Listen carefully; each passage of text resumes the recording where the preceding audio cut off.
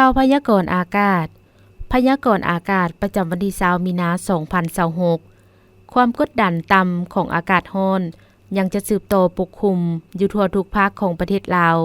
ด้วยกำลังอ่อนสมทบกับกระแสลมตะวันตกพัดปกคลุมซึ่งจะเฮ็ดให้อากาศยังจะเย็นหาหนาวเย็นในตอนกลางคืนหาตอนเช้าอยู่ทั่วไปส่วนตอนบ่ายอากาศจะร้อนขึ้นตืมและยังจะมีฝนตกฟ้าร้องฟ้าเหลื่อมในระดับคอยพร้อมจะมีลมพัดแรงอยู่บางท้องถิ่นในแต่ละภาคตืมอีกพยากรณ์อากาศแต่เวลา 7 โมงของวันที่20หาเวลา 7 โมงของวันที่21มีนาคม2026ภาคเหนือด้านตะวันออกแขวงพงสาลีหัวพันเสียงขวางอากาศยังจะเย็นหาหนาวเย็นในตอนกลางคืนหาตอนเช้าส่วนตอนบ่ายอากาศร้อนและจะมีฝนตกฟ้าร้องฟ้าเหลื่อมในระดับคอยพร้อมมีลมพัดแรงอยู่บางท้องถิ่นเนื้อที่การปกคลุมของฝนเท่ากับ10%ของภาค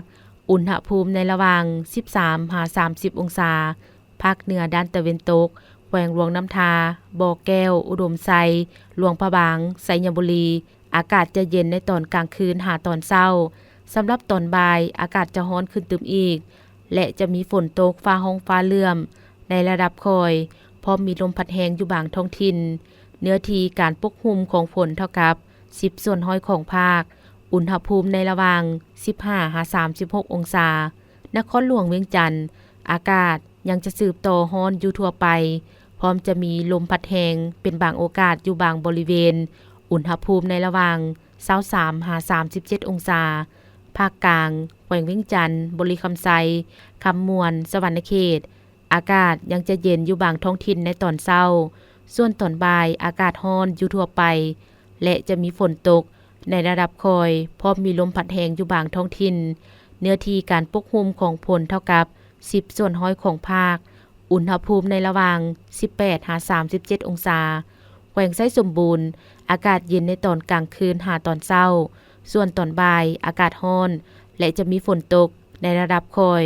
พร้อมจะมีลมพัดแรงเป็นบางโอกาสเนื้อที่การปกคลุมของฝนเท่ากับ10%ของภาคอุณหภูมิในระหว่าง14-32 องศาภาคใต้แขวงสารวันจำปาสักเสกองอัตตปืออากาศเย็นอยู่บางท้องถิ่นในตอนกลางคืนหาตอนเช้าส่วนตอนบ่ายอากาศร้อนอยู่ทั่วไปและจะมีฝนตกฟ้าร้องฟ้าเหลื่อมในระดับคอย